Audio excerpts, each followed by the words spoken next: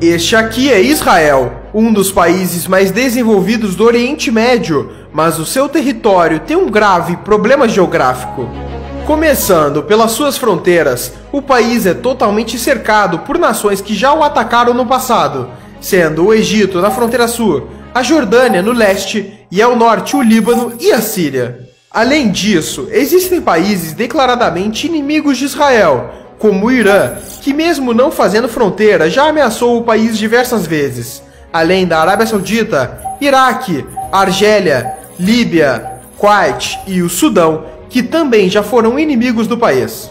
Isso sem falar dos conflitos internos que acontecem com a Palestina na faixa de Gaza e na Cisjordânia.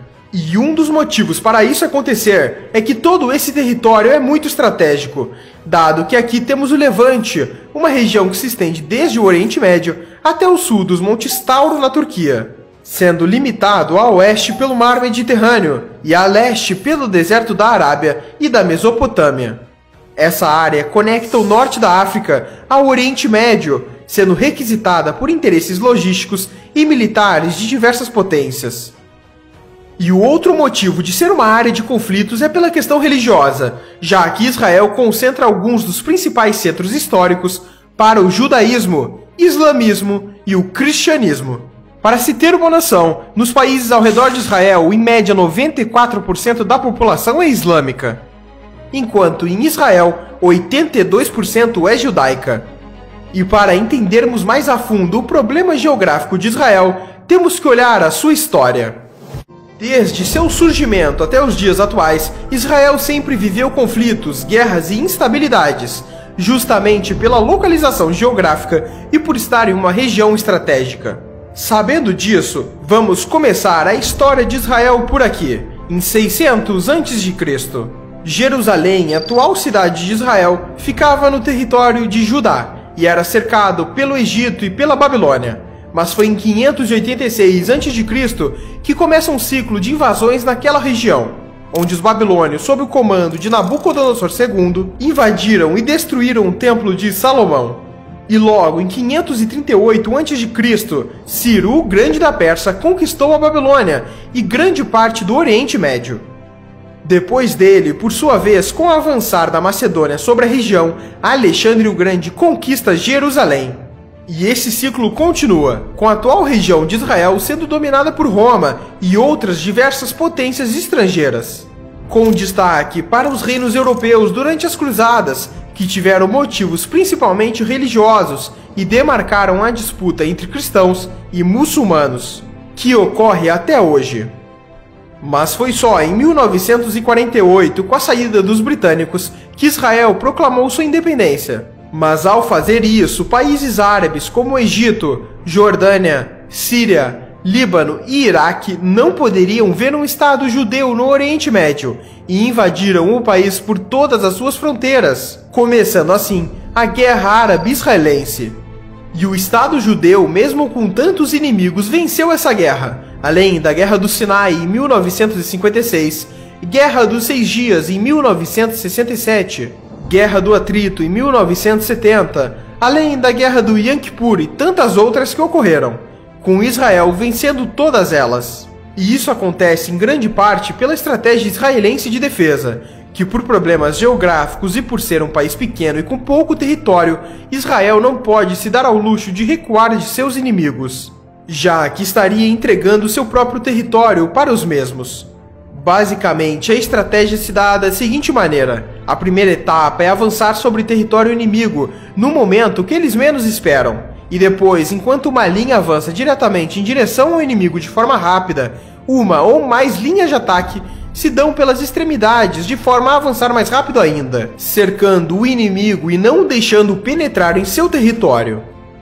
Em exemplos históricos, na Guerra dos 6 Dias, Israel estava cercado por inimigos. Então, durante a madrugada do primeiro dia de guerra, 178 caças israelenses levantaram voo e atacaram bases aéreas no interior do Egito, antes que os caças egípcios atacassem no dia seguinte. O mesmo aconteceu com ataques terrestres, dado que no mesmo dia do ataque aéreo, soldados israelenses avançaram contra posições egípcias, que estavam entrincheiradas, com investidas diretas e pela retaguarda. O montante dessas guerras e conflitos mostra a instabilidade na região e que hoje, mesmo tendo um decreto de paz entre Israel e países árabes, o país tem que sempre investir na sua defesa, tanto que as forças armadas de Israel são a 20ª maior do mundo. E da sua população de 9 milhões de habitantes, 600 mil são militares. Mas voltando ao território atual de Israel, para entendermos os conflitos internos que persistem até hoje, temos que analisar os pontos fortes e fracos da região. Diferente de países como os Estados Unidos, que possuem ótimas barreiras naturais e poucas fronteiras, Israel sofre nesse sentido, pois tem 3 barreiras naturais problemáticas. Sendo o Sinai, que por ser justamente uma área desértica e pouco habitada, ela dificulta o envio de forças militares até o deserto de Negev. A outra região são os desertos ao sudeste que protegem Negev e chegam até o Mar Vermelho. E por fim, o deserto que começa por volta de 40 quilômetros ao leste do Rio Jordão, que protege das possíveis ameaças vindas da Jordânia.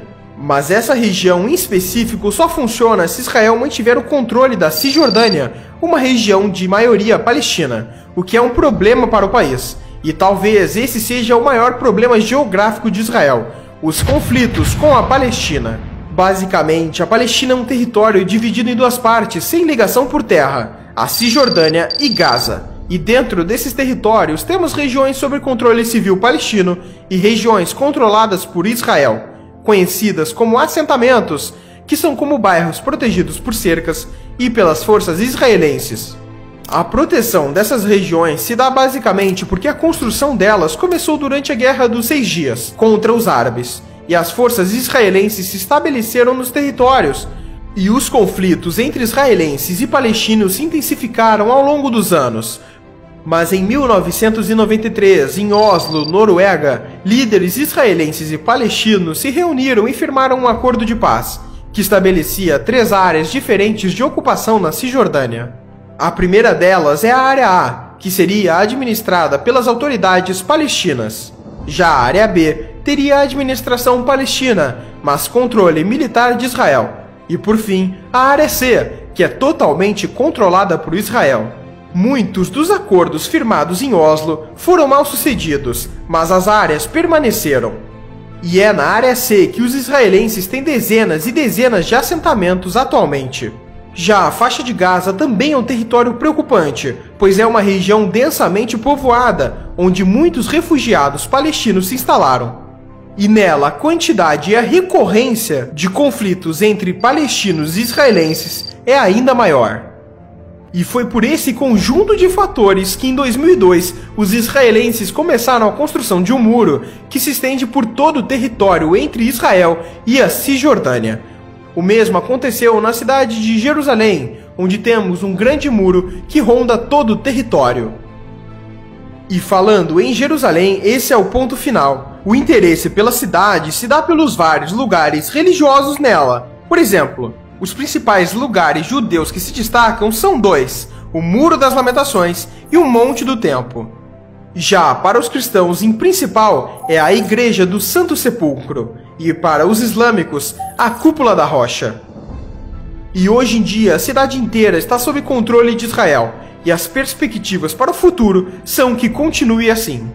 Mas as ameaças pela tomada de Jerusalém por parte de países árabes continuam. Os países lutaram pela tomada de Jerusalém durante sua história, e isto pode voltar a acontecer. E é incrível como um país tão pequeno e tão limitado territorialmente conseguiu se tornar a potência que é hoje, mesmo com todos os seus percalços geográficos. E esse foi o problema geográfico de Israel. Quai, seu app de vídeos curtos.